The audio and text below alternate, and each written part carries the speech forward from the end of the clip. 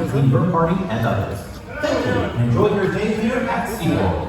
Seaworld is committed to the health and safety of all our guests and employees.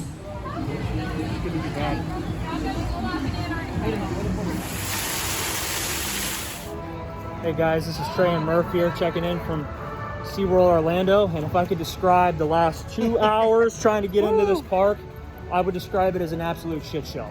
I'd say this park is... Go ahead and tell them what happened. Bloody hell. Let me put this back up before I get in trouble. So, we aimed to come early. We didn't hit any traffic, thank God. Got to the front gates at 9:45. Almost an hour later, we finally got in the parking lot. After that, we pretty much got through actually parking our car through security in like 10 minutes. Then, we tried to pass here, aiming at the trees now. We get to the kiosk, we have a little issues, but we get the thing printed, doesn't print. Now we have to get in line for a half hour to get reprinted out. About a half hour, at least more. Yeah, it was, if I can describe it best, it was just an absolute mess. And then on top of that, Journey to Atlantis is not open today. Icebreaker is not open yet. Manta is broken. I guess they're waiting for some parts from B&M, the manufacturer. So, I don't know. I can say I expected this like for day one, but to say I expected an absolute shit show of confusion. Almost 2 hours of getting into the park. I'm going to be honest. I expected better from SeaWorld, especially being a pass holder in this company for a very long time. Yeah, it's kind of embarrassing about the operations. The main issue I have is when you went to the kiosk and it didn't print, the guy that helped us didn't just walk us up to the ticketing office and saying, help these guys first when you're done. Yeah, I agree. It was, like I said, I'm very disappointed in SeaWorld, and to be honest with you, they need to do a better job. Waiting in an hour for parking, not having all your booths open on reopening, is just simply unacceptable. Because you know you're going to get that first start at the day where everyone's coming in, they're excited to come back. After that, you could start cutting back and scaling back for the day. Yep, so that's our check-in for now, and we'll check in a little bit when we get off some rides, so stay tuned.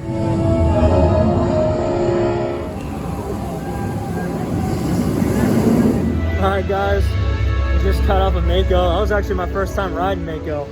Yeah, your first hyper. Holy shit, holy ejector airtime. I mean, how smooth that coaster is. You're not in your seat at all from the time you hit the first drop to the time you hit the final brake run. I mean, that is an amazing ride, and hopefully Busch Gardens can get one of these suckers one day, please. Yeah. Wow. I'm saying over and over again, it needs to be out there, yep, near Kumba, in that area where they got all that like water and marsh. Like, this is the same kind of layout. It's a down and back. It's really fun. Airtime hills. There's a lot of speed, and then the whole dip towards the end where it cuts down. I feel like that could wrap around Kumba. Phenomenal ride, man, and it's so smooth and so quiet. So that's our review of Mako right there. All right, guys. So we just did Kraken, just got off of it, and I'm gonna be honest here.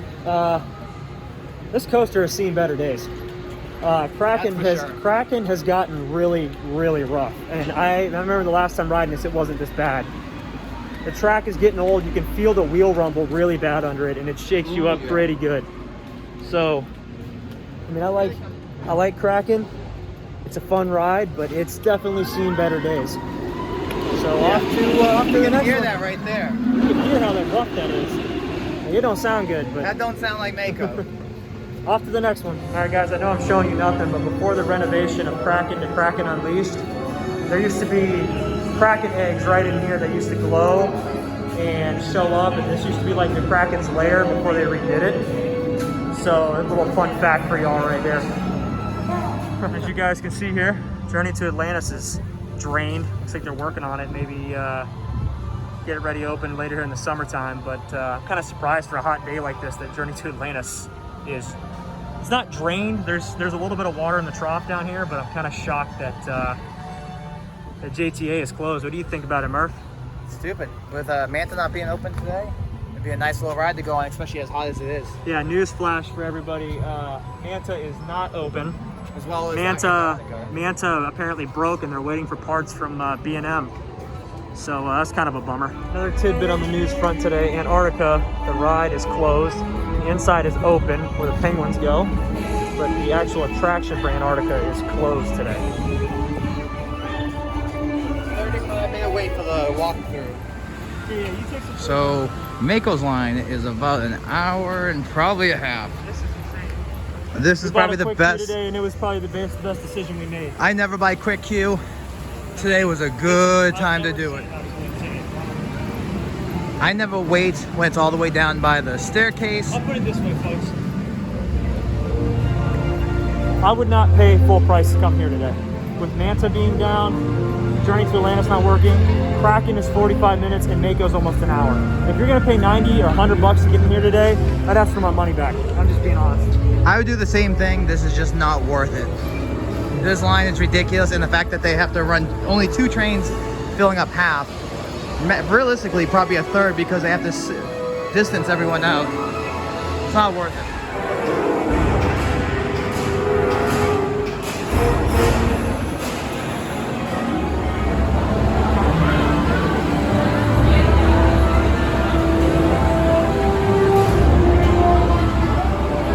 Seaworld is committed to the health and safety of all our guests and employees.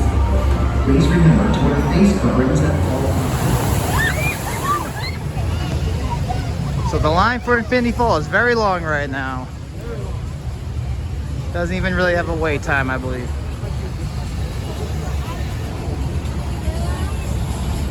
All right, we just cut off Infinity Falls. That was actually my first time on it, and that was a lot of fun. That was my favorite river raft ride, I'd have to say, that I've been on. It's intense, it's fun, it throws you around.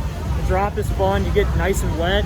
It's unique. But, it's unique. It's very intense for a river rapids ride, but yeah, I think besides Cali River Rapids, that's my favorite one I've been on. Yeah, it's just different. I feel like the moment that ride starts, you're balls to the wall. There's no calm rides. There's no the rapids on here are nuts. Like, you really feel them. So yeah, it was a lot of fun. You see the drop behind us, but and the whole he got the front of the drop there. Oh, I got all of it. The queue itself is very much like Waybreaker, where it's got a lot of the new the colors in it, the green, the blues, the camping gear, the little video boards. It's a fun ride, and I can see why it's like an hour and a half wait right now. So that's our review of Infinity Falls. On to the next one.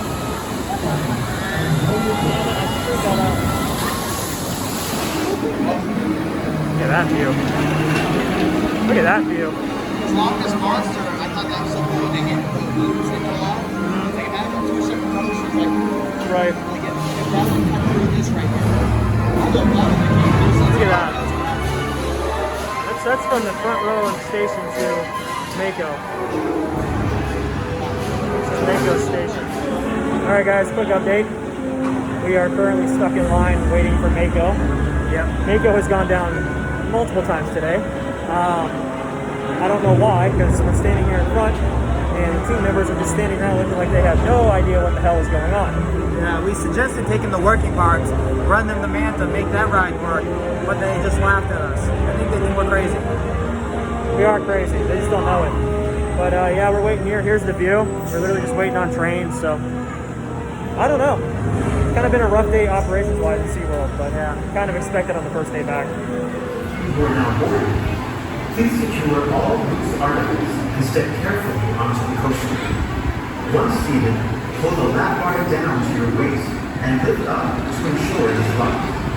Please sit upright with your head against the headrest and All right, guys, another update. sanitize your hands before and after your ride. And adhere we to broke basic Mako. We broke safety Mako. markings. We got up in the front row and Thank you. they couldn't get the gates open, and they were trying to pry them open. I've never seen so many people in a ride booth before, in a ride ops booth. There was like 10 people, like 3 mechanics, 4 higher ups. Hitting every spiel that they knew. We literally heard every spiel in the book, from inclement weather to it's broken to we're screwed to leave to all the other fun stuff. So now Manta's closed and Mako's having issues today. So you can tell SeaWorld's having a bumpy restart here. Oh yeah, this is glorious. Trying to make the best of it. All right, so we're now in some Shark Tanks. Not entirely at the Shark Encounter yet, but that's the name of the building, so it's pretty cool.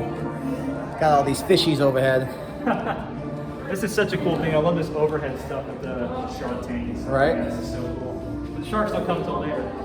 Yeah, we're not there yet, but with storm clouds and Mako down and us kind of drying off from Infinity Falls, taking a little break. Yep.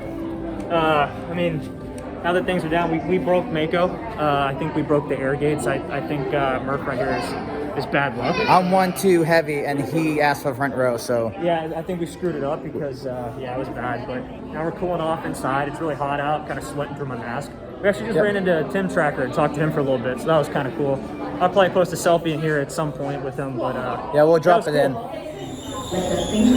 So now we're officially in the shark encounter.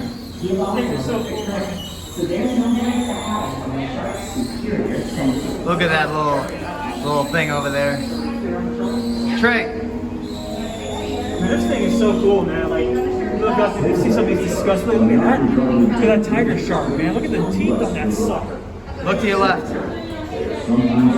Right up there. Look at that one. Oh.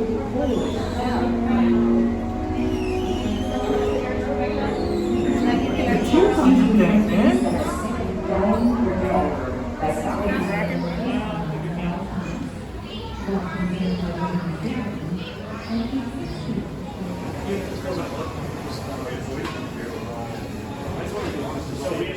So here at the Pass Lounge, not too big or anything,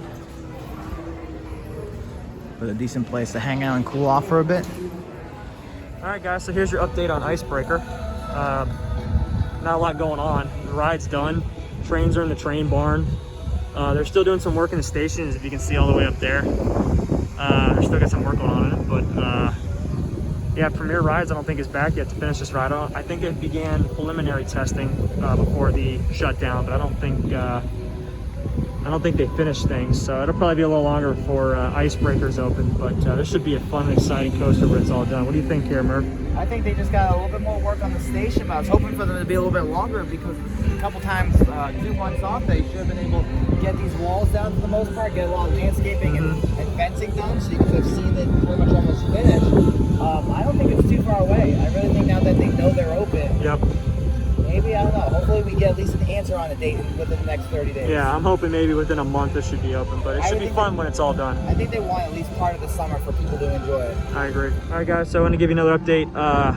This site right here where those fences are, this is the construction site for the new rumored B&M surf coaster that's coming here, the new whatever new type of coaster from B&M that's coming out to Seaworld. This is the area right near the front of the park where it's supposed to go in. I don't know if it's been delayed or not, but the fences are still up over there, so maybe there's some markings or some flags over there, but I have heard from rumors that the track is being made already, so it'll be interesting. What do you think about this one, Murph? So normally once something's actually purchased and processed through, realistically you just need to do the labor. So if the coaster's already paid for and ordered, then we'll probably get it in all future projects delayed, but this is definitely needed over on this side of the park. Yes, I agree.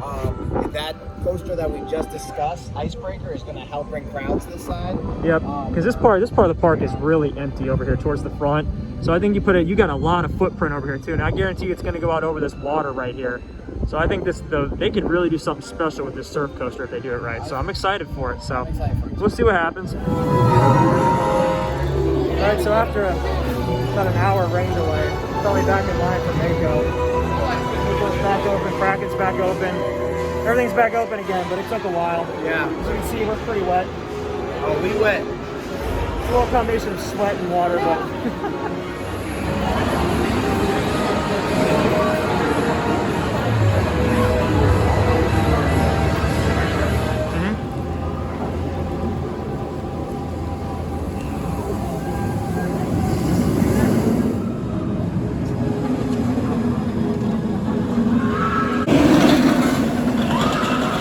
here's the entrance to Manta. It's down. Like, park didn't really say anything about it. There was really nothing going on. It's funny because if you look at the wait time indicator, it actually says 25 minutes, but Manta's down because they're waiting for parts from B&M, I guess. So not the end all be all, but it would have been nice to, it would have been nice for the park to acknowledge it because there's really nothing anywhere saying Manta is closed. So overall, it is what it is.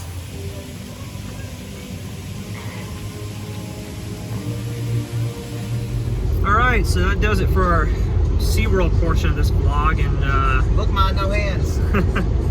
Yeah, you be careful there, buddy. My life's in your hands. Anyway, we're headed right by Volcano Bay. We're going to check out City Walk and see what's going on there and get some food there.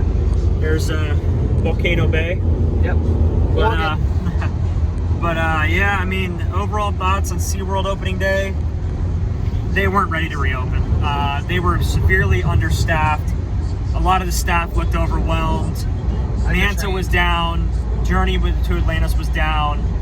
A lot of staff did not know how to handle a lot of the operations. I will give it to them that they did try to run in the rain as much as possible. Yeah, they did run Mako in the rain. We got 8 rides in on Mako. I still think, in my personal opinion, I like the front better. The back gives you a heck of a ride, but the wind you get in the front and the airtime is awesome. We got a ride in on Kraken. It was okay. We did Infinity Falls, which is a ton of fun. And just kind of relaxed. So we kind of hit all the major rides that were open today. It was a bummer that Manta wasn't open, but whatever, man. I mean, we definitely needed that quick queue. If we didn't have the quick queue today, 45 minutes for Kraken is way too long. There's no. I recommend getting a quick queue right now. The line for Mako at one point was 70 minutes, walked back all the way up to the end of the queue. I mean, it was, and there was nobody in the quick queue line. So my suggestion would be to get a quick queue if you go to the parks right now. Everything's a mess, but yeah, I mean, I really thought it was strange how they didn't have a sign out front saying Manta was closed. There was no mention of it anywhere.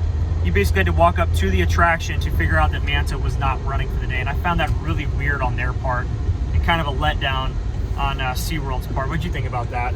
Yeah, I was really excited to go on Manta. Even like I told you, usually I thought that we'd be probably hung in the break run for a bit, so I was kind of like worrisome of being in that for about an hour, a minute and a half actually, before we went to the station.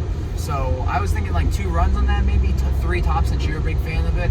But to not get 1 on is really kind of upsetting. Yeah, I thought it was very upsetting. Plus, that was one big reason why we did get the quick queue, because I know Kraken is usually a walk-on, which that helped. Infinity Falls, I don't think we would have gone on today.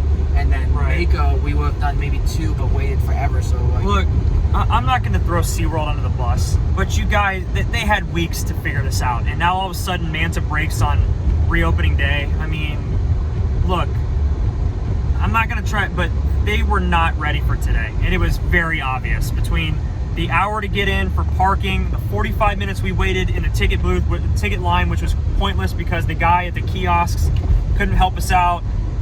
It was just a mess. So we'll continue when we get to City Walk. Volcano Bay. We'll get to when we get to City Walk. Outro. All right, we made it to City Walk. It's nice outside. There's a storm. It's nice for now, I should say. There's rain on all around us, but I mean, probably going to Margaritaville here to end out our day. oh yeah. Get the whole moving walkway to ourselves. Really not much traffic getting in here. Actually, the process to get into Universal is actually a lot easier than anywhere else. We zoomed right past security and temperature checks, so. Granted, it wasn't the first thing in the morning. It was the first thing in the morning, but it was easier. It seems like the process is a lot easier. Can you flip that? Because we got the... From Mardi Gras.